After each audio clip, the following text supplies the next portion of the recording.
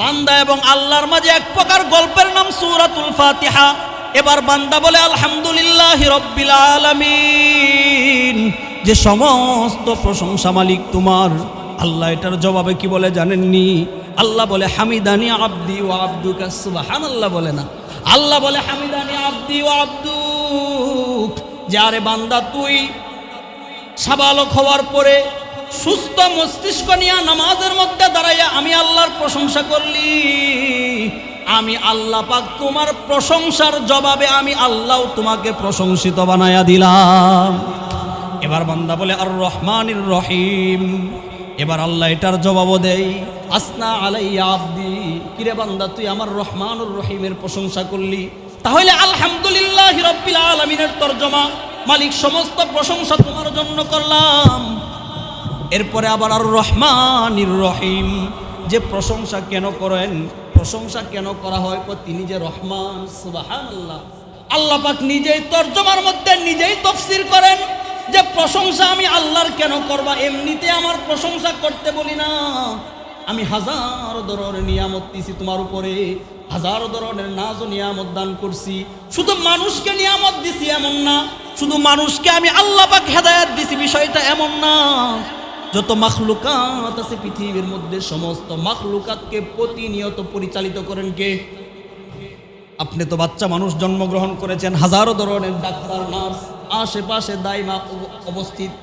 আপনার কি প্রয়োজন সব কিছু তারা করে। বলেন তো দেখি, সেই বন জঙ্গলের মাঝে একটা বাঘের যে বাচ্চা হয় তার শুশ্রূষা করে কে? তার সেবা কে দেয়? আরে একটা বকরির বাচ্চার যখন জন্ম হইয়া যায়, বকরির বাচ্চা জন্ম হওয়ার পরে বকরির মায়ের উলান অনেক শক্ত হয়, স্বাভাবিক, এটা সায়েন্স, অনেক শক্ত হয়। বলেন তো দেখি, এই শক্ত অবস্থায় বকরি যদি মায়ের উলানের মধ্যে দুধ টানে, দুধ বের হবে নি? কথা কয় না? উলান যদি শক্ত হয় মায়ের দুধ বের হয় না। তো আল্লাহ সাথে সাথে বকরিকে বুঝাইয়া দিলেন, তুমি তোমার একটু এই মাথা দিয়া বকরির উলানের মধ্যে গুতা দেও। বলেন তো 5 মিনিট আগে বকরির যেই বাচ্চার জন্ম হয়, ওই বাচ্চাকে কে শিখাইলো এবার গুতা দিয়া নরম করে দুধ খাওয়ার শিক্ষাদানের পদ্ধতি কে শিখাইলো? আল্লাহ বলেন শুধু আমি মানুষকে আর রহমানির রহিম না, পৃথিবীর মধ্যে যত মাখলুক, বন জঙ্গলে যত মাখলুক, পানির নিচে যত মাছ, যত মাখলুকাতের পরিসমাপ্তি হয়, সমস্ত মাখলুকাতের জন্য আমি আল্লাহ রহমান। সুবহানাল্লাহ বলে না? আল্লাহ বলেন তাহলে আলহামদুলিল্লাহি রাব্বিল আলামিন, সমস্ত প্রশংসা মালিক তোমার। আল্লাহ বলে হামিদানি আব্দি ওয়া আব্দুকা। এবার বান্দা বলে আর রহমানির রহিম। তুমি যে রহমান, তুমি যে রহিম, রহমান এবং রহিমের তাফসীরে যাওয়ার কোনো সুযোগ নাই। তুমি রহমান, তুমি রহিম, এই জন্য তোমার প্রশংসা করি। এবার তৃতীয় আল্লাহ বলেন আসনা আলাইয়া আব্দি, তুই আমার প্রশংসা করলি, তুই আমার গুণ কীর্তন করলি, তুই আমার উপাধি দিলি রহমান। আমি আল্লাহ আসনা আলাইয়া আব্দি, আমি আল্লাহ তোমাকে সমাজের মধ্যে সবচাইতে দামি, শ্রেষ্ঠ এবং প্রশংসিত বানায়া দিলাম। এবার বান্দা বলে মালিক ইয়াউমিদ্দিন। মালিক ইয়াউমিদ্দিন মানে কি? মানে আপনি বিচার দিবসের মালিক। ময়দানে মাহশরে একটা দিবস হবে যেখানে মানুষের আমল পরিমাপিত হবে, সমস্ত আমলের গণনা হবে। এটাকে কি বলা হয়? বিচার দিবস। আল্লাহ বলেন আমি কেমন জাননি? মালিক ইয়াউমিদ্দিন, আপনি বিচার দিবসের মালিক। দেখেন, একটা হইল মালিক আর একটা হইল বিচারপতি। আল্লাহ কি বিচারপতি না মালিক? কথা হয় না? কারণ কি? বিচারপতির আইন কখনো কখনো পরিপূর্ণ হয় না। বিচারপতি রায় দিয়া দিছে যে অমুকের ফাঁসি, এবার আবার হাইকোর্টে আপিল করার সুযোগ থাকেনি। রাষ্ট্রপতি তার ক্ষমতায়নে ইচ্ছা করলে ফাঁসির আসামিরাও মাফ করতে পারেনি।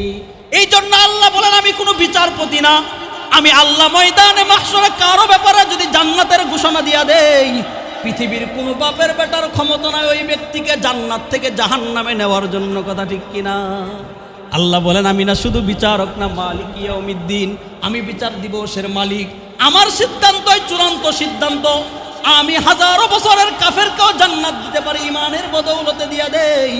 আবার হাজারো বছরের মুসলমানকেও বেঈমানির কারণে আমি জাহান্নামে দিব, আমি কারো কোনো তোয়াক্কা করব না। সুবহানাল্লাহ।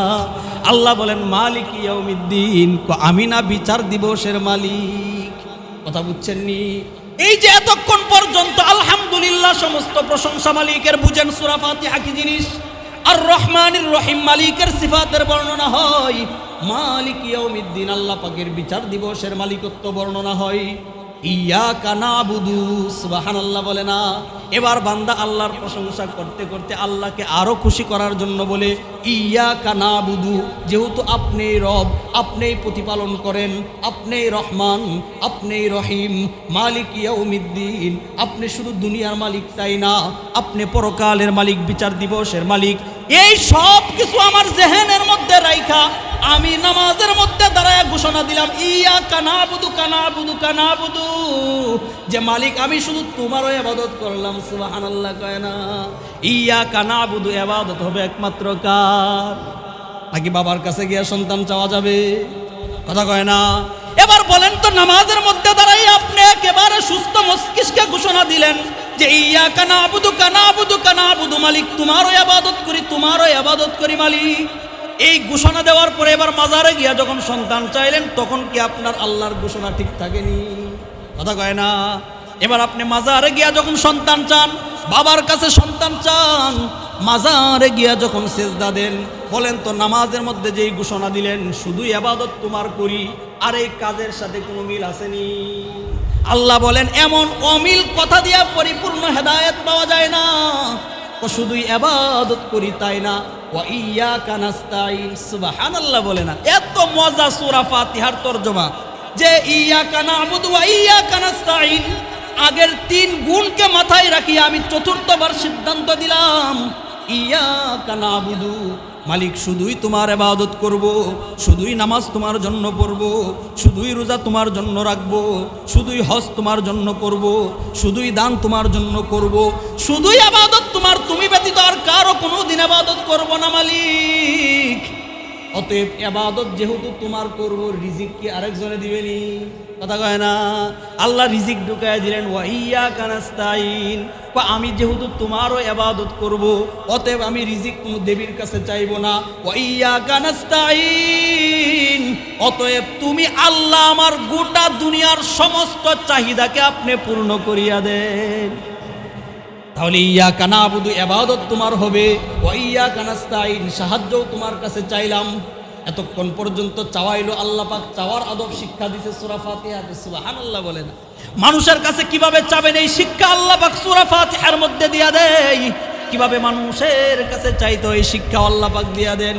প্রথমে প্রশংসা করেন, আপনি না অমুক, আপনার না কাজকর্ম অনেক শুভ সুনাম আছে, আপনি না এত বড় শিক্ষিত, আপনি না এত বড় দানবীর, দেন না আমাকে 10,000 টাকা, ঠিক আছে নি? আগে প্রশংসা করিয়া এরপরে যদি কোনো কিছু চাওয়া হয়, ওই চাওয়া কোনোদিন ফেরত দেয় না। এতক্ষণ পর্যন্ত 4 আয়াতের মধ্যে আল্লাহর গুণ কীর্তন, আল্লাহর প্রশংসা, আল্লাহর বরত্বের প্রকাশ, আল্লাহর হামদের প্রকাশ। এবার আপনি চাইতে শুরু করলেন ইহদিনাস সিরাতাল মুস্তাকিম, মালিক সব কিছু আপনি, সব কিছুর মালিক আপনি, অতএব আমি আপনার কাছে চাই যে আপনি আমাকে সিরাতুল মুস্তাকিম সঠিক পথে পরিচালিত করেন। সুবহানাল্লাহ কয় না? চাওয়ার মধ্যে দুনিয়া কোনো চাওয়া না। সিরাতুল মুস্তাকিম মানে অভাব মুক্ত জীবন, সিরাতুল মুস্তাকিম মানে ঋণ মুক্ত জীবন, সিরাতুল মুস্তাকিম মানে ঝগড়া মুক্ত জীবন, সিরাতুল মুস্তাকিম মানে নবীজির জীবন, সিরাতুল মুস্তাকিম মানে সাহাবীদের পথ, সিরাতুল মুস্তাকিম মানে বুজুর্গানে দ্বীনের পথ, সিরাতুল মুস্তাকিম মানে শহীদদের পথ। সুবহানাল্লাহ। আল্লাহর কাছে বান্দা বলে ইহদিনাস সিরাতাল মুস্তাকিম। অধিকাংশ মুহাদ্দিসিনে কেরাম বলেন, মুফাসসিরিনে কেরাম বলেন, সূরা ফাতিহার মূল বিষয়বস্তু হলো ইহদিনাস সিরাতাল মুস্তাকিম। সুবহানাল্লাহ বলে না? এবার বান্দা বলে মালিক ইয়াউমিদ্দিন, আল্লাহ তার জবাবে বলেন মাজ্জাদানি আবদি ওয়া আবদুকা। বান্দা বলে ইয়াকা নাবুদু ওয়া ইয়াকা নাস্তাইন, ইবাদত আপনার, সাহায্য আপনার। আল্লাহ বলে মা হাযা বাইনি ওয়া বাইনা আবদি মা সাআলা। বান্দা বলে ইহদিনাস সিরাতাল মুস্তাকিম, সঠিক পথে পরিচালিত করেন। আল্লাহ বলে হাযা বাইনি ওয়া বাইনা আবদি মা সাআলা, আমার বান্দা আমার কাছে এতক্ষণ পর্যন্ত যা চাইলো আমি পরিপূর্ণভাবে দান করিয়া দিলাম।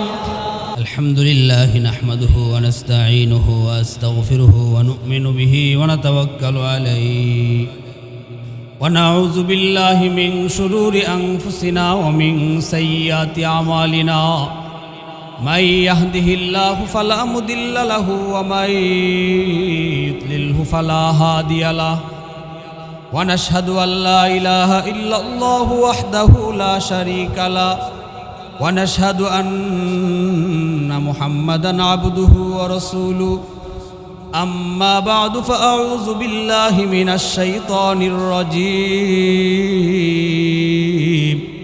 بسم الله الرحمن الرحيم الحمد لله رب العالمين الرحمن الرحيم مالك يوم الدين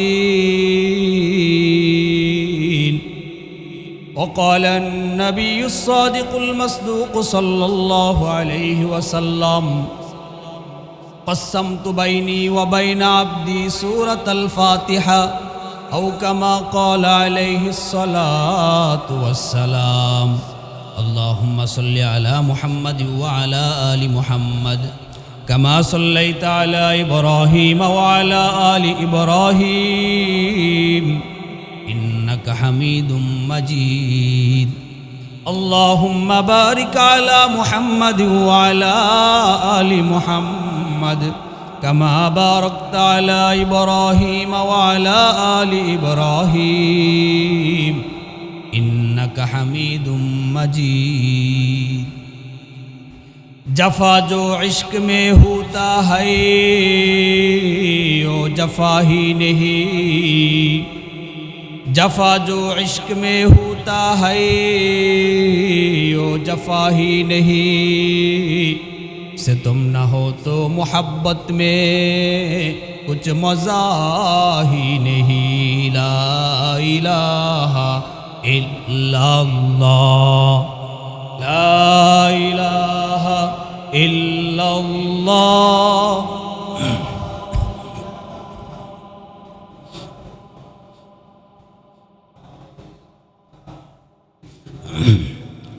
तकबीर में कलिमा में नमाजों में अज़ा में तकबीर में कलिमा में नमाजों में अज़ा में है नाम इलाही से मिला नाम मोहम्मद है नाम इलाही से मिला नाम मोहम्मद जिस शख्स ने कुरान को सीने में बसाया जिस शख्स ने कुरान को सीने में बसाया फिरदौस मुअल्ला में मका अपना बनाया फिरदौस मुअल्ला में मका अपना बनाया जिस शख्स की औलाद हुए हाफिज़ कुरान जिस शख्स की औलाद हुए हाफिज़ कुरान महशर में मिलेगा उसी एक ताज दुरुख्शा महशर में मिलेगा उसी एक ताज दुरुख्शा जिस शख्स ने कुरान को सीने में बसाया फिरदौस मुअल्ला में मका अपना बनाया 10 अहले जहन्नम की सुपारिश वो करेगा 10 अहले जहन्नम की सुपारिश वो करेगा फिरदौस मिले मुअल्ला में मका अपना बनाया फिरदौस मुअल्ला में मका अपना बनाया 10 नेकिया हर हर्फ पे पाता है मुसलमान 10 नेकिया हर पे पाता हर्फ मुसलमान यूँ काबिल सदर अश्क है हर हामिल कुरान यूँ काबिल सदर अश्क को हामिल कुरान ला इलाहा इल्लल्लाह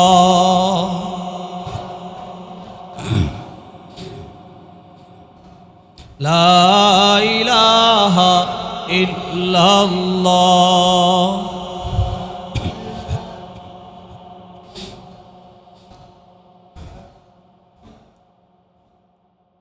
ला इलाहा इल्लल्लाह मुहम्मदुर रसूलुल्लाह सल्लल्लाहु अलैहि वसल्लम সাল্লাল্লাহু আলাইহি ওয়াসাল্লাম। আলহামদুলিল্লাহ, আল্লাহ পাকের দরবারে লক্ষ কোটি শুকর ও সুজুদ যে রব্বুল আলামিন আপনাকে আমাকে জুমার নামাজ আদায় করার লক্ষ্যে মসজিদে আসার বসার তৌফিক যে স্রষ্টা দান করলেন, ওই স্রষ্টার শানে একবার সকলেই কালিমাতুশ শুকর আদায় করি বলি আলহামদুলিল্লাহ।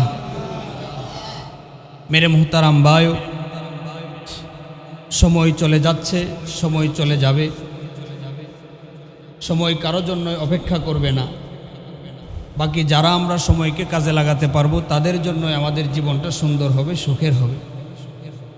যেহেতু আমাদের দুনিয়ার জীবন মৌলিকভাবে আসল না, দুনিয়ার পরে পরকালের একটা জীবন আছে, ওই জীবনটাই মূলত কি আসল জীবন বা মৌলিক জীবন। দুনিয়ার জীবন যার যত বেশি আমাল এবাদতে কাটবে, পরকালের জিন্দেগি তার তত বেশি সহজ হবে। পরকালের জিন্দেগি সহজ কিভাবে হবে না হবে এই সংক্রান্ত আজকে আমরা ইনশাল্লাহ আলোচনা করব। এই জন্য আজকে আমি আপনাদের সামনে কোরআনে কারীমের সর্বপ্রথম সর্বশ্রেষ্ঠ সূরা সূরাতুল ফাতিহা পাঠ করেছি। নিয়ত করেছি ধারাবাহিকভাবে সূরাতুল ফাতিহা থেকে, যেহেতু এক একটা আয়াতের তাফসীর এত পরিমাণ ব্যাপক বিস্তৃত, এক এক আয়াতের তাফসীর 2 ঘন্টা 2.5 ঘন্টা করলেও আয়াতের তাফসীর শেষ হয় না। বাকি ধারাবাহিক আয়াতের তাফসীর শুরু করলে জীবন শেষ হয়ে যাবে, 6666 আয়াতের তাফসীর শেষ হবে না।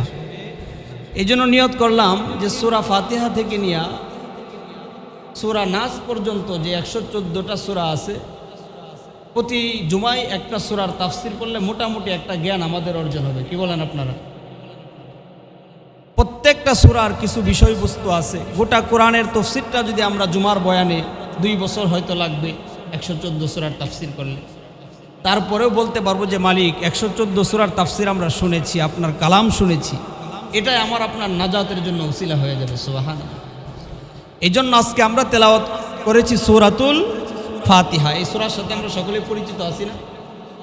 এই সূরাটা অত্যন্ত পরিচিত সূরা, অত্যন্ত মহাব্বতের সূরা, আল্লাহর সাথে বান্দার ভালোবাসার সূরা, নবীর সাথে বান্দার মহাব্বতের সূরার নাম হলো সূরাতুল ফাতিহা। এই সূরা সম্পর্কে আমরা 3 ভাবে আলোচনা করব, 3টি পয়েন্টে মৌলিক 3 ধরনের আলোচনা করব। কয় প্রকার আলোচনা করব? 3 প্রকার। এক প্রকার হলো সূরাতুল ফাতিহার পরিচয়। সূরা ফাতিহা কাকে বলে, এটার নাম কি, শানে নুজুল কি, সূরা ফাতিহার মধ্যে এই সংক্রান্ত এই সূরার পরিচয়। কোনো জিনিসের পরিচয় অর্জন করলে ওই জিনিসটা পরবর্তীতে আমাদের জন্য সহজ হয়ে যায়। দ্বিতীয় 1 নম্বর পরিচয় এবং ফাজাইল, সূরাতুল ফাতিহার গুরুত্ব এবং ফজিলত। দ্বিতীয় বিষয় 7 আয়াতের তরজমা এবং সামান্য তাফসীর। তৃতীয় বিষয় সূরাতুল ফাতিহা থেকে মুমিন মুসলমানদের 8টি শিক্ষা।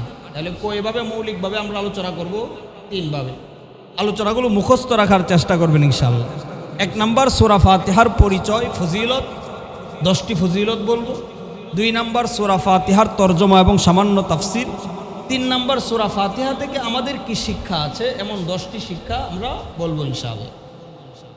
সূরাতুল ফাতিহার পরিচয় সম্পর্কে আমরা যতটুকু তাফসীরের কিতাব, বিশেষভাবে তাফসীরে রুহুল মাআনি, তাফসীরে বাইজাউই এবং আরও যত তাফসীরের কিতাব আছে, তাফসীর ইবনে কাবির, তাফসীর ইবনে কাসির, ঘাটাঘাটি করলে আমরা দেখি সূরাতুল ফাতিহা সম্পর্কে এতটুকু ধারণা হয় যে সূরাতুল ফাতিহা হলো কোরআনে কারীমের সর্বশ্রেষ্ঠ এবং সর্বপ্রথম পূর্ণাঙ্গ সূরার নাম হলো সূরাতুল ফাতিহা। সুবহানাল্লাহ।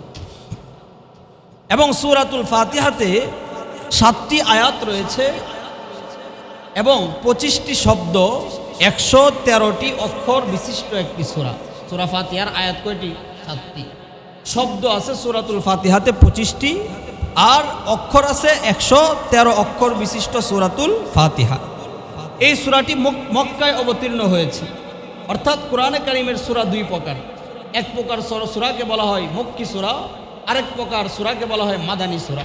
মক্কি জীবনে নবীজির জিন্দেগি 2 ভাগে বিভক্ত। নবীজি মক্কায় ছিলেন 13 বছর, মদিনায় ছিলেন 10 বছর। এই মক্কায় 13 বছর থাকা অবস্থায় যে সমস্ত আয়াত বা সূরা নাজিল হয়েছে, এই সমস্ত সূরাকে বলা হয় মক্কি সূরা। আর মদিনায় থাকা অবস্থায় অথবা মদিনায় কোনো কারণে যাওয়ার কারণে নবীজির উপর যে সমস্ত আয়াত নাজিল হয়েছে, ওই সমস্ত আয়াতকে বলা হয় মাদানী সূরা। তাহলে সূরাতুল ফাতিহা কি মক্কি সূরা না মাদানী সূরা? মক্কি সূরা। বাকি কেউ কেউ বলেন যে সূরাতুল ফাতিহা মাদানী সূরা। আবার কেউ কেউ বলেন যে না, মাক্কি এবং মাদানী দুই জায়গা মিলে এই সূরার নাম হইল সূরাতুল মক্কি ফাতিহা।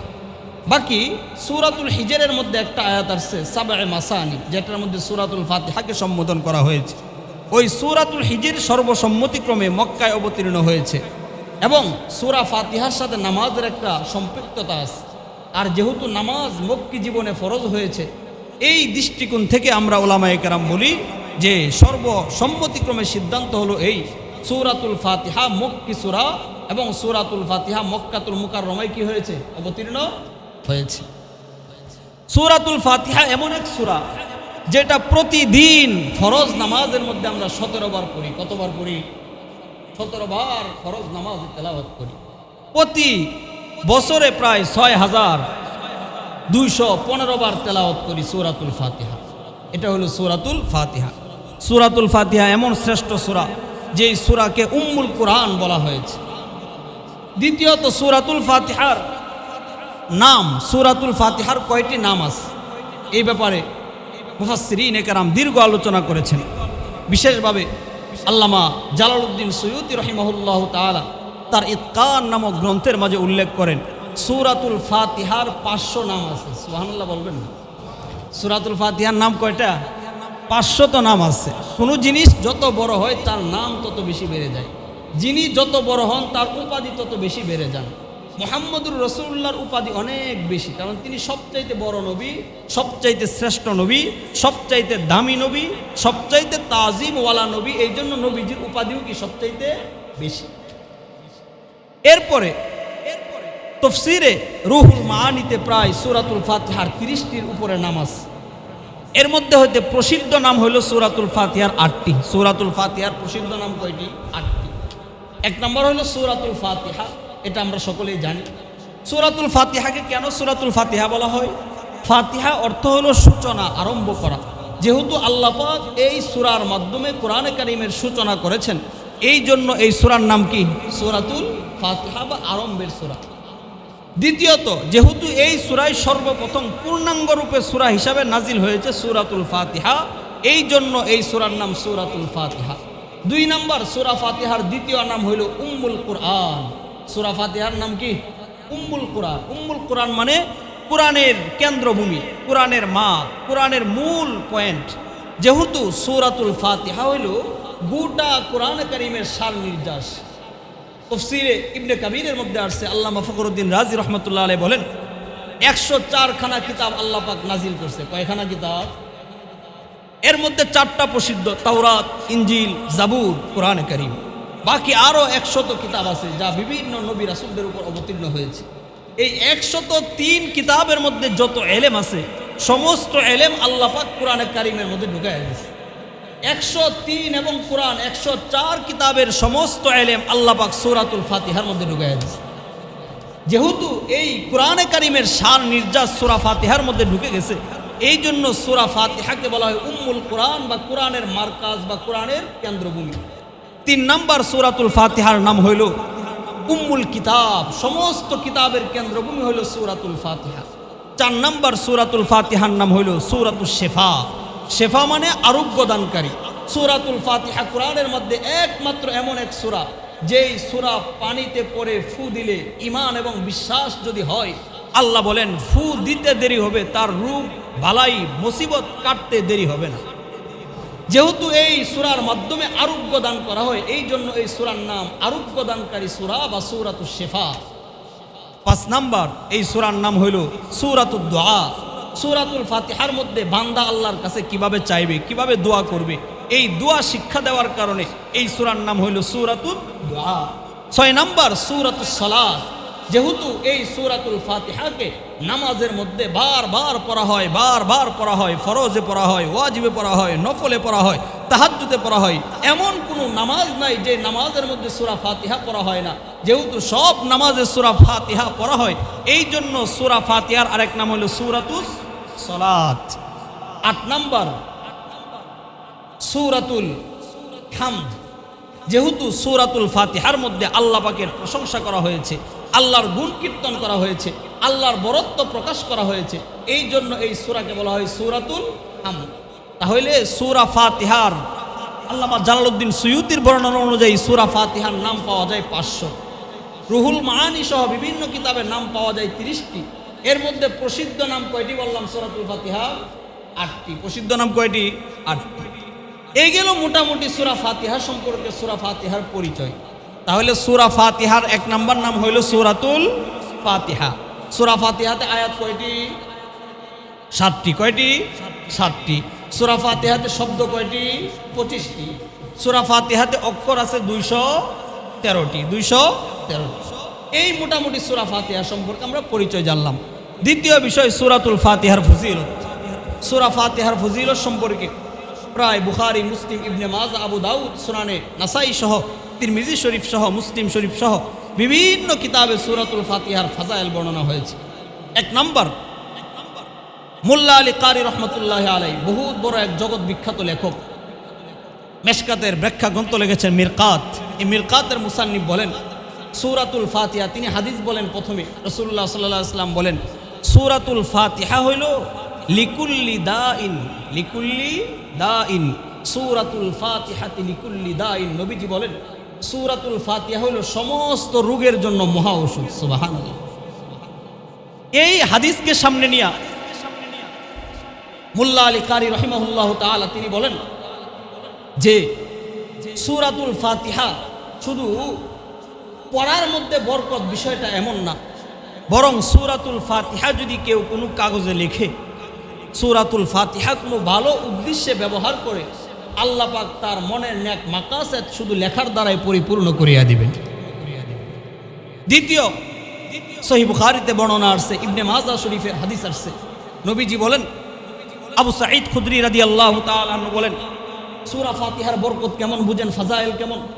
আবু সাঈদ খুদরি নবীজির এক সাহাবী, তিনি বলেন আমরা কিছু সংখ্যক সাহাবী মিলে আরবের কোনো এক গোত্রে ঘোরাফেরা করার জন্য গেলাম, অথবা যুদ্ধের ময়দান থেকে মদিনার দিকে ফিরতেছিলাম, মক্কার দিকে ফিরতেছিলাম। প্রতিমধ্যে এক গোত্র ছিল, ওই গোত্রের নিকট যাওয়ার পর আমাদের সমস্ত খাবার শেষ হয়ে গেছে। সফরে গেলে খাবার থাকে না, আসবাব থাকে না, আমাদের সমস্ত খাবার সমাপ্ত হয়ে গেছে, পানি সমাপ্ত হয়ে গেছে, আমাদের মতো জীবন চালানোর মতো কোনো খাবার ছিল না।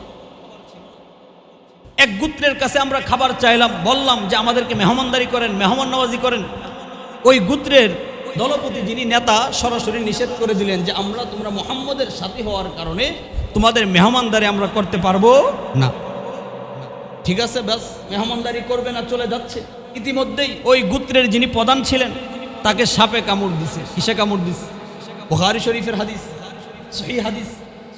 আপনার ঈমান যত বেশি হবে সূরা ফাতিহার ফজিলত তত বেশি পাবেন।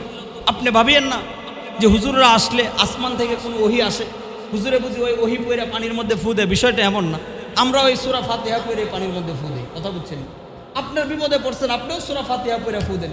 সূরা ফাতিহা, আয়াতুল কুরসি, সূরা বাকারার শেষ আয়াত, এইগুলা পড়ে আমরা পানিতে কি করি? ফু দিয়ে থাকি। আসমান থেকে নতুন কোনো ওহী আসে না। বাকি আপনার ঈমান যত ভালো হবে, আপনার নীতি নৈতিকতা যত ভালো হবে, আপনার ভিতর যত সাফ হবে, আপনার ভিতর যত পরিষ্কার হবে, আপনার পানির মধ্যে ফুয়ের প্রভাব তত ভালো হবে। কথা ঠিক আছে? এবার আমি ফু দেই, কাজে লাগে না, আমার ভিতর ভালো না, আমার আমল নাই। আরে হুজুরে পানিতে ফু দেয়, কাজে লাগে। হুজুরে আসমান থেকে অন্য কিছু বলে না, সূরা ফাতিহাই বলে। বাকি সেই বলাটা তার ভিতর থেকে আসে, এই কারণে আল্লাহ পাক সেই ফাতিহার মধ্যে বরকত দান করেন। ওই সাহাবী আবু সাঈদ খুদরি বলেন ওই গোত্রপতিকে সাপে আঘাত করলো, সাপে কামড় দিল। সাপে কামড় দেওয়ার পরে আমাদের কাছে আসলো, আয়েশা বলল আমাদের নেতাজিকে সাপে কামড় দিচ্ছে, আপনার কাছে কি কোনো কিছু আছে, ওষুধ বা দাওয়াই কিছু আছে যেটা আছে আপনার কাছে? আবু সাঈদ খুদরি বলেন আছে, আমার কাছে এক চিকিৎসা আছে, আমি চিকিৎসা দিব। বাকি আমাকে এক পাল বকরি দিতে হবে। কয় পাল বকরি? এক এক পালে মোটামুটি 30-40টা বকরি থাকে, সবগুলো বকরি আমাকে দিতে হবে এক। দ্বিতীয়, আমাদের দুপুরে আজকের মেহমানদারি করতে হবে সমস্ত সাহাবায়ে কেরাম। এই দুই শর্তের ভিত্তিতে আবু সাঈদ খুদরি তারা রাজি হয়। রাজি হওয়ার পরে আবু সাঈদ খুদরি সূরাতুল ফাতিহা পড়া ঝাড়ফুঁক করছে, সাথে সাথে আল্লাহ পাক ওই সাপে কামড়ানো রোগীকে ভালো করিয়া দিচ্ছে। এবার বকরির পাল নিয়া উপস্থিত নবীজির দরবারে। নবীজি মুস্কি হাসলেন, কি ব্যাপার সাঈদ, এত বকরি কোথায় পাইলা? ইয়া রাসূলুল্লাহ, এই ঘটনা ঘটছে। নবীজি মুস্কি হাসলেন, এবং বললেন, যাও তোমরাও খাও, আমার জন্যও কিছু রাখা যাও, আমার জন্যও কিছু রেখে যাও। তাহলে এই হাদিস থেকে এতটুকু বুঝলাম যে জারফুক সহি তরিকাই, কুফুরি না, সহি তরিকাই কোরআন সুন্নাহ মোতাবেক জারফুক করে হাদিয়া নেওয়া কি আছে, জায়েজ আছে। আবু সাঈদ খুদরি হাদিয়া নিলেন, নবীজিও সেটা থেকে বললেন আমার জন্য কিছু রেখে দাও। তাহলে 2 নম্বর সূরা ফাতিহার ফজিলত পাইলাম, যে কোনো রোগীকে যদি সূরাতুল ফাতিহা ইমানের সহিত করে ফু দেওয়া হয়, আল্লাহ পাক রোগ থেকে কি করেন, মুক্তি দান করেন। নাম্বার 3, আরেক সাহাবী, ওনার নাম আবু সাঈদ ইবনে মুআল্লা। আবু সাঈদ ইবনে মুআল্লা, এই আবু সাঈদ ইবনে মুআল্লা বলেন, তিরমিজি শরীফের হাদিস, তো আমি একদিন মসজিদে নববীতে প্রবেশ করলাম, নবীজিও ভিতরে প্রবেশ করলেন, নবীজি ঢুকেই বলতেছে, আবু সাঈদ, জি ইয়া রাসূলুল্লাহ, লাব্বাইক ওয়া সাদাইক, আমি কি তোমাকে কোরআনের শ্রেষ্ঠতম সূরা শিক্ষা দিব? বালা ইয়া রাসূলুল্লাহ, অবশ্যই দিবেন। নবীজি এই কথা বলার পরে নামাজে দাঁড়ায় গেছে। নামাজ পড়ার পর নবীজি ভুলে গেছে, বাড়ির দিকে রওনা দিছেন। আবু সাঈদ ইবনে মুআল্লা পিছন থেকে ডাক দিলেন, ইয়া রাসূলুল্লাহ, আপনি তো বলেছিলেন আমাকে শ্রেষ্ঠ সূরা শিক্ষা দিবেন, কই শিক্ষা তো দিলেন না। নবীজি বললেন, তাহলে এদিকে আসো, বসো। কোরআনের সবচাইতে শ্রেষ্ঠ এবং দামি সূরা হলো সূরাতুল ফাতিহা, যেই সূরা ইতিপূর্বে কোনো নবী রাসূলকে আল্লাহ পাক শিক্ষা দেন নাই। তাহলে 3 নম্বর ফজিলত পাইলাম, কোরআনে কারীমের সবচাইতে শ্রেষ্ঠ সূরার নাম কি? সূরাতুল ফাতিহা। নাম্বার 4 ফজিলত বলতেছি সূরাতুল ফাতিহা। 4 নম্বর ফজিলত হলো আবু দাউদ শরীফের রওয়ায়াত, নবীজি বলেন, কোনো ব্যক্তি যদি লাগাতার 40 দিন সূরা ফাতিহা পড়ে পানির মধ্যে ফু দেয়, ওই পানি পান করলে আল্লাহ পাক অসুস্থ ব্যক্তিদেরকে সুস্থতার নিয়ামত দান করবেন। নাম্বার 5 সূরাতুল ফাতিহা, মুসলিম শরীফের বর্ণনা। সূরাতুল ফাতিহা, ইবনে আব্বাস রাদিয়াল্লাহু তাআলা আনহু বলেন যে সূরাতুল ফাতিহাটা হলো আল্লাহ পাকের পক্ষ থেকে নবীজির জন্য এক বিশেষ উপহার। আল্লাহ পাকের পক্ষ থেকে নবীজির জন্য এক বিশেষ উপহারের নাম কি? সূরাতুল ফাতিহা। ঘটনা হলো এই, নবীজি একদিন বসা, হঠাৎ করে জিবরিলও পাশে বসা ছিলেন। একটু পর জিবরিল বলেন, ইয়া রাসূলুল্লাহ, আসমানের দিকে তাকান। নবীজি বলেন, তাকাইলাম আসমানের দিকে। জিবরিল বলে, কোনো আওয়াজ পেয়েছেন? নবী বলে, হ্যাঁ, একটু আওয়াজ পেয়েছি, দরজা খোলার আওয়াজ পেয়েছি। এবার নবীজি বলেন, জিবরিল বলেন, এই যে আজকে আসমানের যে দরজা খোলা হয়েছে, আজকের আগে কোনো দিন আসমানের এই দরজা খোলা হয় নাই, কিয়ামত পর্যন্ত আর কোনো দিন এই দরজা খোলা হবে না। ওই দরজা দিয়ে এক ফেরেশতা আসলেন, আয়েশা নবীজিকে বলেন, আবশিরু, আমি আপনাকে 2টা জিনিসের সুসংবাদ দিব, আপনি গ্রহণ করেন। নবীজি বললেন, দেন সুসংবাদ। এবার জিবরিল বললেন, এমন 2টা জিনিস আপনাকে দিব। ওই ফেরেশতা বললেন, এমন 2 জিনিস আপনাকে দিব যেটা ইতিপূর্বে আদমকে দেওয়া হয় নাই, নূহকে দেওয়া হয় নাই, ইব্রাহিমকে দেওয়া হয় নাই, মূসাকে দেওয়া হয় নাই, ঈসাকে দেওয়া হয় নাই। যত নবী রাসূল আসছে কাউকে ইতিপূর্বে এই 2 সুসংবাদ দেওয়া হয় নাই। শুধুই আপনি আল্লাহ পাকের মাহবুব, হাবিবে কিবরিয়া হওয়ার কারণে শুধুই মাত্র আপনাকে এই বিশেষ 2 সুসংবাদ দ্বারা আপনাকে আমরা প্রাধান্য বিস্তার করব। নবীজি বললেন, বিষয় 2টা কি? ফেরেশতা বলেন, 1 নম্বর হলো সূরাতুল ফাতিহা। 1 নম্বর কি? 2 নম্বর সূরা বাকারার শেষ আয়াত, আমানার রাসূল, আছে না, যারা হাফেজ জানেন, আমানার রাসূলু বিমা উনজিলা ইলাইহি মির রাব্বিহি ওয়াল মুমিনুন। এই সূরা বাকারার শেষ আয়াত এবং সূরা ফাতিহা কোরআনে কারীমের এমন আয়াত, সূরা, ওই আয়াত হলো সবচেয়ে শ্রেষ্ঠ আয়াত, আর সূরার মধ্যে শ্রেষ্ঠ সূরা সূরাতুল ফাতিহা। এই 2 জিনিস ইতিপূর্বে কাউকে দেওয়া হয় নাই, শুধুই মাত্র মুহাম্মদুর রাসূলুল্লাহর বিশেষ উপহার হিসাবে আল্লাহ পাক এই 2টা নিয়ামত দান করেছেন। কাকে? মুহাম্মদুর রাসূলুল্লাহ। 5 নাম্বার। নাম্বার 6 তিরমিজি শরীফের হাদিস, নবীজি বলেন, আল্লাহ পাক আমাকে যেই সূরাতুল ফাতিহা দিয়েছেন, এটা ইতিপূর্বে না তাওরাতে ছিল, না জাবুরে ছিল, না ইনজিলে ছিল। শুধুই মাত্র কোরআনে কারীমের মধ্যে এক সূরা আছে, যেই সূরার নাম সূরাতুল ফাতিহা। এটা আর কাউকে দেওয়া হয়নি, শুধুমাত্র আমাকেই দান করা হয়েছে। নাম নবীজি বলেন, সম্ভবত ইবনে মাজাহ শরীফের রওয়ায়াত, যে সূরাতুল ফাতিহা হলো কোরআনে কারীমের 1/3। কোরআনে কারীমের 1/3 হলো কি? সূরাতুল ফাতিহা। এটা সূরা ইখলাসের ব্যাপারে আছে, আপনারা জানেন। সূরা ইখলাস 3 বার পড়লে কয় খতমের সওয়াব হয়? তাহলে সূরা ইখলাস 1 বার পড়লে 10 পারা পড়ার সওয়াব, অর্থাৎ 1/3। 3 বার পড়লে 1 খতম। ঠিক সূরাতুল ফাতিহাকে আল্লাহ পাক বলেন, নবীজি বলেন, কোরআনে কারীমের 1/3 সূরাতুল ফাতিহা। কোনো ব্যক্তি 3 বার সূরাতুল ফাতিহা পাঠ করলো মানে সে এক খতম কোরআনে কারীম পড়ার সব আল্লাহ পাক তার আমল নামায় দিয়ে দিবে। 8 নম্বর সূরাতুল ফাতিহা, নবীজি বলেন ইজা আম্মানাল ইমাম ফাআমিনু মান ওয়াফাকা তামিনুহু তামিনাল মালাইকা গুফিরাত লাহু মা তাকদ্দামা মিন যামবিহি। যে যখন ইমাম সাহেব বলে আমিন, তখন তোমরাও পিছনে কি বলো? ইমাম সাহেব যখন বলে ওয়ালা দল্লিন, তোমরা তখন কি বলো? পিছনে আমিন বলো। তো কেন? সেই বুখারীর বর্ণনা।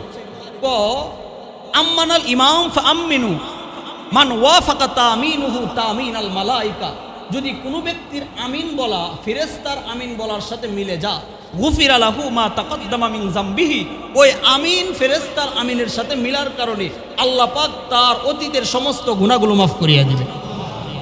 কথা বুঝছেন নি? তাহলে নামাজের মধ্যে ইমাম যখন বলবে ওয়ালা দল্লিন, আমরা আস্তে আস্তে চুপে চুপে বলবো আমিন। এই আমিন বলা মানে ফেরেশতারাও তখন আমিন বলে তার আমিনের সাথে মিলে গেলে পিছনের সমস্ত গুনাহ মাফ করে দিবে কে? 9 নম্বর সূরাতুল ফাতিহা আল্লাহর সাথে বান্দার বিশেষ এক গল্পের নাম। সূরাতুল ফাতিহা আল্লাহর সাথে বান্দার এক বিশেষ গল্পের নাম কি? সূরাতুল ফাতিহা। বুঝেন আপনি? জীবনের 20 বছর পার করে দিলেন, 30 বছর পার করে দিলেন, 40 পার করে দিলেন, 50 পার করে দিলেন, নামাজও পড়েন, নামাজও আসেন, সব ঠিক আছে, অথচ কি পড়েন গোড়াটিন কিছুই জানেন না। এলেমের অভাব, জ্ঞানের অভাব। অথচ মুমিন মুসলমান হিসাবে প্রত্যেকটা মানুষের জন্য সূরা ফাতিহার এলেম, সূরা ফাতিহার তরজমা জানা দরকার ছিল কিনা? আমি 5 ওয়াক্ত নামাজের মধ্যে প্রতিদিন ফরজ নামাজের 17 বার পড়ি, প্রতি বছরে 6325 বার পড়তেছি সূরা ফাতিহা নামাজের মধ্যে, অথচ কি পড়তেছি, কাকে বলতেছি, এটার জবাব কি আসে কিচ্ছু জানি না। আমলের রূপ নাই, আমলের খোরাক নাই, আমলের তৃপ্তি নাই, লাওয়াজ নাই, মজা নাই। মজা পাবেন কিভাবে? বুঝেন না তো, জানেন না। এই জন্য মেরে মুহতারাম ভাই, বেসিক সূরা ফাতিহা সহ 10টা সূরা বাংলা পাওয়া যায়, মোবাইলে পাওয়া যায়, তরজমা পাওয়া যায়। এতটুকু আগ্রহ জাগে না যে আমি মুমিনের সন্তান, মুসলমানের সন্তান। আপনি ব্রাজিল নিয়ে এত গবেষণা করেন, আর্জেন্টিনা নিয়ে এত গবেষণা করেন, এটা নিয়ে এত মারামারি, এত দ্বন্দ্ব, তাদেরকে দেখেন নাই? ব্রাজিলের যে খেলোয়াড়, তিনি আপনাকে দেখেছে কখনো?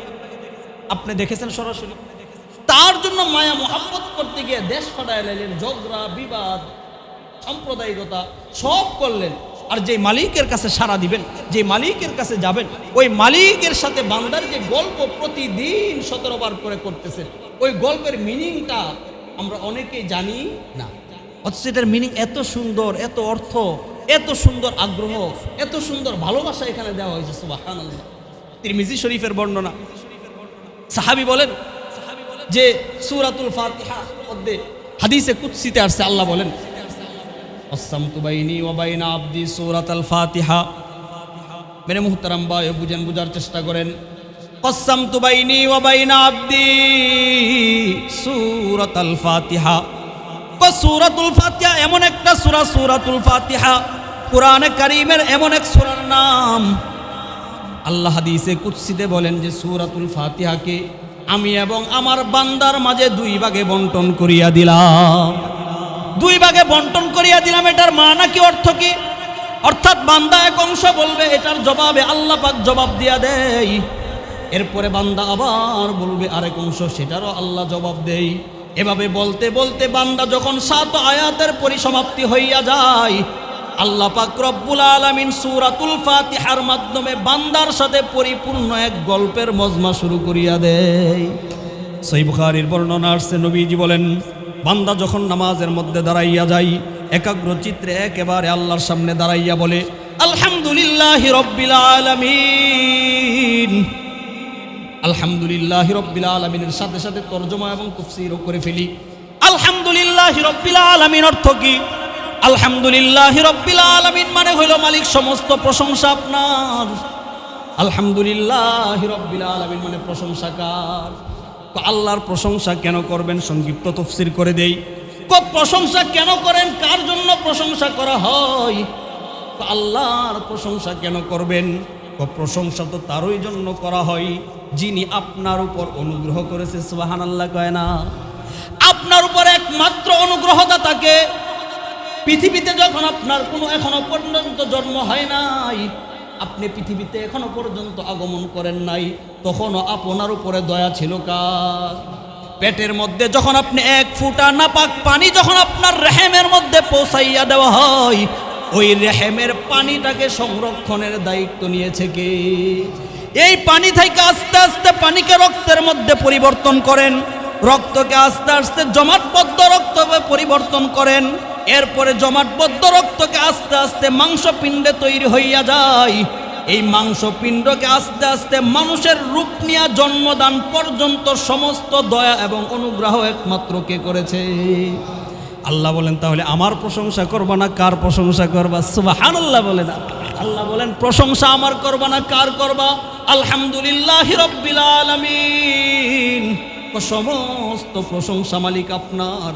এই কথা যখন বান্দা নামাজের মধ্যে দাঁড়াইয়া বলে, ও মালিক সব প্রশংসা তোমার, নামাজ পড়তেছি প্রশংসা তোমার, জিকির করতেছি প্রশংসা তোমার, রোজা রাখতেছি প্রশংসা তোমার, ইবাদত করতেছি প্রশংসা তোমার, সুস্থ রাখছেন প্রশংসা তোমার, অসুস্থ বানান নাই প্রশংসা তোমার, ছেলেকে বিদেশ পাঠানোর জন্য যে আপনি সক্ষমতা দিলেন এই জন্য প্রশংসা তোমার। এই জন্য আল্লাহ বলেন, প্রশংসা শুধু তোমরা করবা তাই না, প্রশংসা করা এত গুরুত্ব যে আমি আল্লাহ আমার নিজের প্রশংসা আমি নিজেই করিয়া বললাম আলহামদুলিল্লাহি রাব্বিল আলামিন, সমস্ত প্রশংসা আমি আল্লাহর। এই স্লোগান যখন বান্দা নামাজের মধ্যে দাঁড়াইয়া দেই যে মালিক সব প্রশংসা তোমার, ওই যে বলছিলাম সূরা ফাতিহার 8 নম্বর ফজিলত 8 নম্বর ফজিলত। সূরা ফাতিহা মানে বান্দা এবং আল্লাহর সাথে এক প্রকার গল্প। সুবহানাল্লাহ বলেন। বান্দা এবং আল্লাহর মাঝে এক প্রকার গল্পের নাম সূরাতুল ফাতিহা। এবার বান্দা বলে আলহামদুলিল্লাহি রাব্বিল আলামিন, যে সমস্ত প্রশংসা মালিক তোমার। আল্লাহ এটার জবাবে কি বলে জানেননি? আল্লাহ বলে হামিদানি আবদি ওয়া আবদুকা। সুবহানাল্লাহ বলে না। আল্লাহ বলে হামিদানি আবদি ওয়া আবদুক, যে আরে বান্দা তুই সাবালক হওয়ার পরে সুস্থ মস্তিষ্ক নিয়ে নামাজের মধ্যে দাঁড়াইয়া আমি আল্লাহর প্রশংসা করলি, আমি আল্লাহ পাক তোমার প্রশংসার জবাবে আমি আল্লাহ তোমাকে প্রশংসিত বানায়া দিলাম। এবার বান্দা বলে আর রহমানির রহিম। এবার আল্লাহ এটার জবাবও দেয় আসনা আলাইয়া আবদি, কিরে বান্দা তুই আমার রহমানুর রহিমের প্রশংসা করলি, তাহলে আলহামদুলিল্লাহি রাব্বিল আলামিনের তরজমা মালিক সমস্ত প্রশংসা তোমার জন্য করলাম।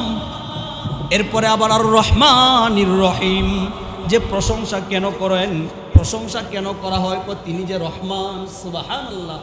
আল্লাহ পাক নিজেই তরজমার মধ্যে নিজেই তাফসীর করেন যে প্রশংসা আমি আল্লাহর কেন করবা, এমনিতে আমার প্রশংসা করতে বলি না। আমি হাজার ধরনের নিয়ামত দিছি তোমার উপরে, হাজার ধরনের নাজ ও নিয়ামত দান করছি। শুধু মানুষকে নিয়ামত দিছি এমন না, শুধু মানুষকে আমি আল্লাহ পাক হেদায়েত দিছি বিষয়টা এমন না। যত মাখলুকাত আছে পৃথিবীর মধ্যে সমস্ত মাখলুকাতকে প্রতিনিয়ত পরিচালিত করেন কে? আপনি তো বাচ্চা মানুষ জন্মগ্রহণ করেছেন, হাজারো ধরনের ডাক্তার নার্স আশেপাশে দাইমা অবস্থিত। আপনার কি প্রয়োজন সব কিছু তারা করে। বলেন তো দেখি, সেই বন জঙ্গলের মাঝে একটা বাঘের যে বাচ্চা হয় তার শুশ্রূষা করে কে? তার সেবা কে দেয়? আরে একটা বকরির বাচ্চার যখন জন্ম হইয়া যায়, বকরির বাচ্চা জন্ম হওয়ার পরে বকরির মায়ের উলান অনেক শক্ত হয়, স্বাভাবিক, এটা সায়েন্স, অনেক শক্ত হয়।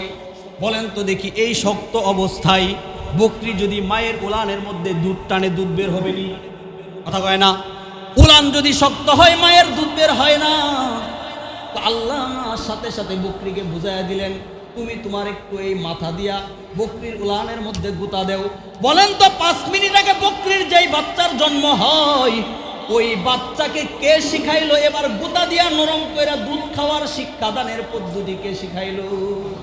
আল্লাহ বলেন, শুধু আমি মানুষকে আর রহমানির রহিম না, পৃথিবীর মধ্যে যত মাখলুক, বন জঙ্গলে যত মাখলুক, পানির নিচে যত মাছ, যত মাখলুকাতের পরিসমাপ্তি হয়, সমস্ত মাখলুকাতের জন্য আমি আল্লাহ রহমান। সুবহানাল্লাহ বলে না?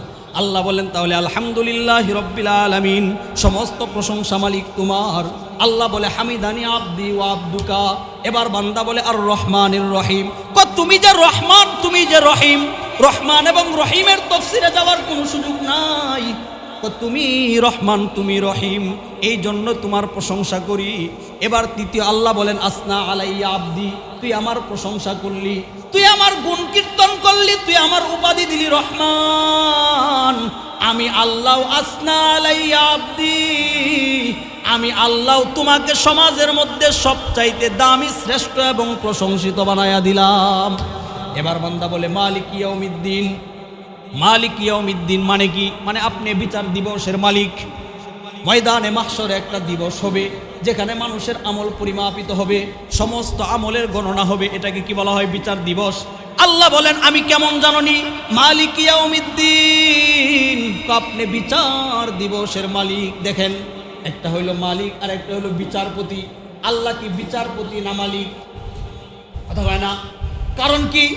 বিচারপতির আইন কখনো কখনো পরিপূর্ণ হয় না। বিচারপতি রায় দিয়া দিছে যে অমুকের ফাঁসি, এবার আবার হাইকোর্টে আপিল করার সুযোগ থাকেনি। রাষ্ট্রপতি তার ক্ষমতায়নে ইচ্ছা করলে ফাঁসির আসামিরাও মাফ করতে পারেনি। এই জন্য আল্লাহ বলেন আমি কোনো বিচারপতি না, আমি আল্লাহ ময়দানে মাহশরে কারো ব্যাপারে যদি জান্নাতের ঘোষণা দিয়া দেই, পৃথিবীর কোনো বাপের বেটার ক্ষমতা নাই ওই ব্যক্তিকে জান্নাত থেকে জাহান্নামে নেওয়ার জন্য। কথা ঠিক কিনা? আল্লাহ বলেন আমি না শুধু বিচারক না, মালিক ইয়াউমিদ্দিন, আমি বিচার দিবসের মালিক। আমার সিদ্ধান্তই চূড়ান্ত সিদ্ধান্ত। আমি হাজারো বছরের কাফেরকেও জান্নাত দিতে পারি, ইমানের বদৌলতে দিয়া দেই। আবার হাজারো বছরের মুসলমানকেও বেঈমানির কারণে আমি জাহান্নামে দিব। আমি কারো কোনো তোয়াক্কা করব না। সুবহানাল্লাহ। আল্লাহ বলেন মালিক ইয়াউমিদ্দিন, আমি না বিচার দিবসের মালিক। কথা বুঝছেন নি? এই যে এতক্ষণ পর্যন্ত আলহামদুলিল্লাহ সমস্ত প্রশংসা মালিকের, বুঝেন সূরা ফাতিহা কি জিনিস? আর রহমানির রহিম মালিকের সিফাতের বর্ণনা হয়, মালিক ইয়াউমিদ্দিন আল্লাহ পাকের বিচার দিবসের মালিকত্ব বর্ণনা হয়। ইয়াকা নাবুদু, সুবহানাল্লাহ বলে না। এবার বান্দা আল্লাহর প্রশংসা করতে করতে আল্লাহকে আরো খুশি করার জন্য বলে ইয়াকা নাবুদু, যেহেতু আপনি রব, আপনিই প্রতিপালন করেন, আপনিই রহমান, আপনিই রহিম, মালিক ইয়াউমিদ্দিন, আপনি শুধু দুনিয়ার মালিক তাই না, আপনি পরকালের মালিক, বিচার দিবসের মালিক। এই সব কিছু আমার জেহেনের মধ্যে রাইখা আমি নামাজের মধ্যে দাঁড়ায় ঘোষণা দিলাম ইয়াকা নাবুদু কানাবুদু কানাবুদু, যে মালিক আমি শুধু তোমারও ইবাদত করলাম। সুবহানাল্লাহ কয় না? ইয়াকা নাবুদু ইবাদত হবে একমাত্র কার? নাকি বাবার কাছে গিয়ে সন্তান চাওয়া যাবে? কথা কয় না। এবার বলেন তো, নামাজের মধ্যে দাঁড়াই আপনি একেবারে সুস্থ মস্তিষ্কে ঘোষণা দিলেন যে ইয়াকা নাবুদু কানাবুদু কানাবুদু, মালিক তোমারও ইবাদত করি, তোমারও ইবাদত করি মালিক। এই ঘোষণা দেওয়ার পরে এবার মাজারে গিয়া যখন সন্তান চাইলেন, তখন কি আপনার আল্লাহর ঘোষণা ঠিক থাকেনি? কথা কয় না। এবার আপনি মাজারে গিয়া যখন সন্তান চান, বাবার কাছে সন্তান চান, মাজারে গিয়া যখন সেজদা দেন, বলেন তো নামাজের মধ্যে যেই ঘোষণা দিলেন শুধু ইবাদত তোমার করি, আর এই কাজের সাথে কোনো মিল আসেনি? আল্লাহ বলেন এমন অমিল কথা দিয়া পরিপূর্ণ হেদায়েত পাওয়া যায় না। ও শুধুই ইবাদত করি তাই না, ওয়া ইয়াকা নাস্তাইন। সুবহানাল্লাহ বলে না। এত মজা সূরা ফাতিহার তরজমা যে ইয়াকা নাবুদু ওয়া ইয়াকা নাস্তাইন, আগের তিন গুণকে মাথায় রাখি আমি চতুর্থবার সিদ্ধান্ত দিলাম ইয়াকা নাবুদু, মালিক শুধুই তোমার ইবাদত করব, শুধুই নামাজ তোমার জন্য পড়ব, শুধুই রোজা তোমার জন্য রাখব, শুধুই হজ তোমার জন্য করব, শুধুই দান তোমার জন্য করব, শুধুই ইবাদত তোমার, তুমি ব্যতীত আর কারো কোনোদিন ইবাদত করব না মালিক। অতএব ইবাদত যেহেতু তোমার করব, রিজিক কি আরেকজনে দিবেনি? কথা কয় না।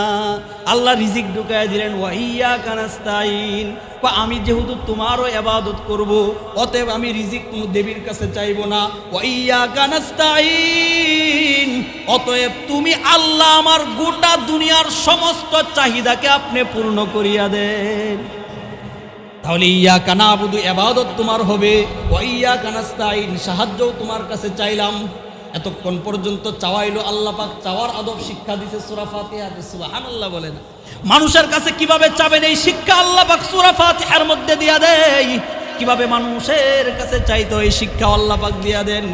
প্রথমে প্রশংসা করেন, আপনি না অমুক, আপনার না কাজকর্ম অনেক শুভ সুনাম আছে, আপনি না এত বড় শিক্ষিত, আপনি না এত বড় দানবীর, দেন না আমাকে 10,000 টাকা, ঠিক আছে নি? আগে প্রশংসা করিয়া এরপরে যদি কোনো কিছু চাওয়া হয়, ওই চাওয়া কোনোদিন ফেরত দেয় না। এতক্ষণ পর্যন্ত 4 আয়াতের মধ্যে আল্লাহর গুণ কীর্তন, আল্লাহর প্রশংসা, আল্লাহর বরত্বের প্রকাশ, আল্লাহর হামদের প্রকাশ।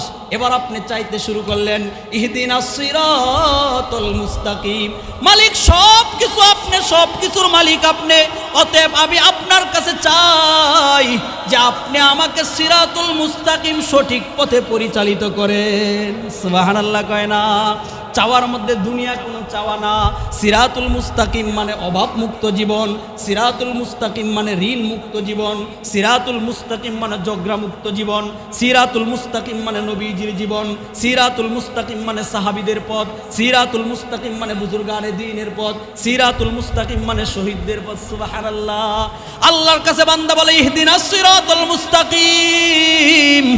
অধিকাংশ মুহাদ্দিসিনে কেরাম বলেন, মুফাসসিরিনে কেরাম বলেন, সূরা ফাতিহার মূল বিষয়বস্তু হলো ইহদিনাস সিরাতাল মুস্তাকিম। সুবহানাল্লাহ বলে না? এবার বান্দা বলে মালিকি ইয়াউমিদ্দিন। আল্লাহ তার জবাবে বলেন মাজ্জাদানি আবদি ওয়া আবদুকা। বান্দা বলে ইয়্যাকা না'বুদু ওয়া ইয়্যাকা নাস্তাঈন। ইবাদত আপনার, সাহায্য আপনার। আল্লাহ বলে মা হাযা বাইনি ওয়া বাইনা আবদি মা সাআলা। বান্দা বলে ইহদিনাস সিরাতাল মুস্তাকিম, সঠিক পথে পরিচালিত করেন। আল্লাহ বলে হাযা বাইনি ওয়া বাইনা আবদি মা সাআলা। আমার বান্দা আমার কাছে এতক্ষণ পর্যন্ত যা চাইলো আমি পরিপূর্ণভাবে দান করিয়া দিলাম। ইহদিনাস সিরাতাল মুস্তাকিম গেল। এরপরে দেখেন না কয় হেদায়েত যুক্ত পথ, সঠিক পথ। সঠিক পথ কোন পথ? অমুকে অমুক দল করে, তিনি বলেন এটাও সহি দল। কথা কয় না? কোনোদিন কি কেউ বলছে না আমার মধুতে ভেজাল আছে? বলছে এটা কেউ? কথা কয় না? বলছে? সবাই বলে আমার মধু ভালো, আমার মধুর মধ্যে এই বিশেষত্ব আছে, সকলেই দাবিদার। আল্লাহ নিজেই বলে কুল্লু হিজবিন বিমা লাদাইহিম ফারিহুন। প্রত্যেক দল তাদেরকে নিয়ে আনন্দে। দেওয়ানবাগি সেও মনে করে আমি জান্নাতের ঠিকাদার, অমুক বাগি সেও মনে করে আমি জান্নাতের জিম্মাদার, অমুক মনে করে আমার কাছেও জান্নাত আছে। সকলেই নিজেকে কি মনে করে? জাহান্নামী না জান্নাতি? হ্যাঁ, সকলেই প্রত্যেককে কি মনে? সবচেয়ে ভালো মনে করে। আল্লাহ বলেন যে না, সকলের মনে করা হবে না। ওই ইহদিনাস সিরাতাল মুস্তাকিম, সঠিক পথ কার পথ? আল্লাহ পরবর্তী আয়াতে বলেন সিরাতাল্লাযীনা আনআমতা আলাইহিম গায়রিল মাগদুবি আলাইহিম ওয়ালাদ-দাল্লিন। যারা এই পথে চলে, সঠিক পর্যন্ত পৌঁছেছেন, তাদের পথটাই হলো সঠিক পথ। বাস, মা আনা আলাইহি ওয়া আসহাবি। নবী বলেন আমার পথ, আমার সাহাবীদের পথ। তাহলে সঠিক পথ কার পথ? নবীর পথ, সাহাবীদের পথ। এই আয়াতের ব্যাখ্যা 5 পারায় আসছে। তো সিরাতাল্লাযীনা আনআমতা আলাইহিম, ও যাদেরকে নিয়ামত দিবেন, যারা এই পথে চলে জান্নাতে গিয়েছেন। জান্নাতে গিয়েছেন কে? আবু বকর। জান্নাতে গিয়েছেন কে? ওমর। জান্নাতে গিয়েছেন কে? উসমান। জান্নাতে গিয়েছেন কে? আলী। জান্নাতে গিয়েছেন কে? হানজালা। জান্নাতে গিয়েছেন কে? উবাইদা। এভাবে যত লক্ষ লক্ষ সাহাবী তারা জান্নাতের মালিক হয়ে গেছে। তো সিরাতাল্লাযীনা আনআমতা আলাইহিম, সুতরাং এই পথে চলে যারা, আন আলাইহিম কারা? মিনান নাবিয়্যিন ওয়াস-সিদ্দীকিন ওয়াশ-শুহাদা ওয়াস-সালিহিন। আল্লাহর পক্ষে পরিচালিত হয়ে নিয়ামত প্রাপ্ত হয়েছেন 4 শ্রেণীর লোক। কয় শ্রেণীর লোক? 1 নম্বর নবী, সিদ্দিক, শহীদ, সালিহিন। কোরআনের অন্য আয়াত বিল আয়াত, এক আয়াতকে অন্য আয়াতের দ্বারা আল্লাহ তাফসীর করেছেন গায়রিল মাগদুবি আলাইহিম ওয়ালাদ-দাল্লিন।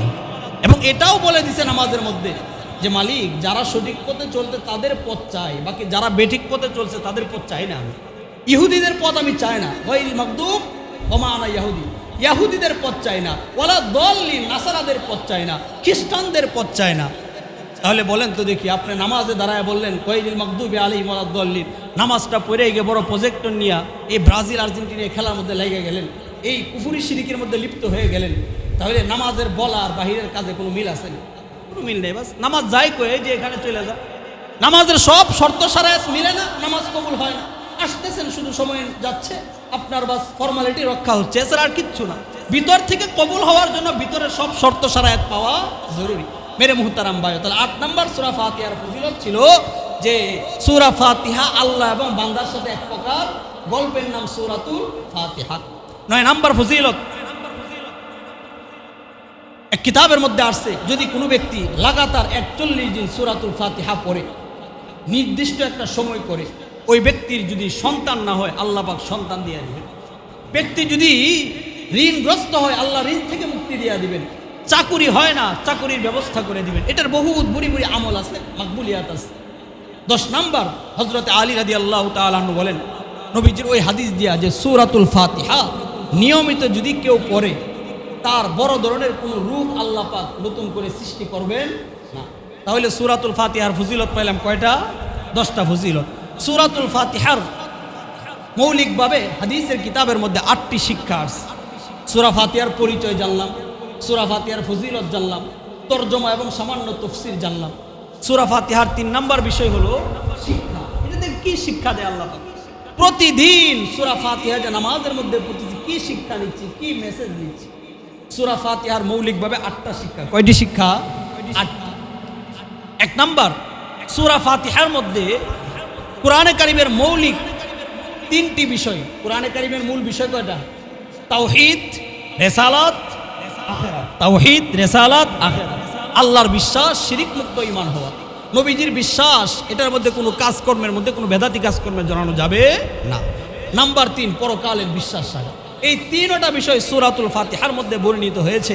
এই জন্য এই 3টা বিষয়ের পুঙ্খানুপুঙ্খানু, কেউ কেউ বলেন 8টি বিষয়, আল্লাহর হেদায়েত, আল্লাহর প্রশংসা, ইবাদত, দুআ, নেককারদের পথ, অসৎ লোকদের থেকে বিরত থাকা, এইগুলার প্রতি বিশ্বাস করা হলো সূরা ফাতিহার কয় নাম্বার শিক্ষা?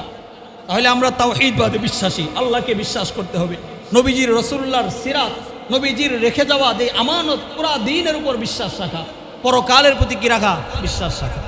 নাম্বার 2, সূরা ফাতিহার দ্বিতীয় শিক্ষা হলো সর্ব অবস্থায় প্রশংসা করতে হবে কার?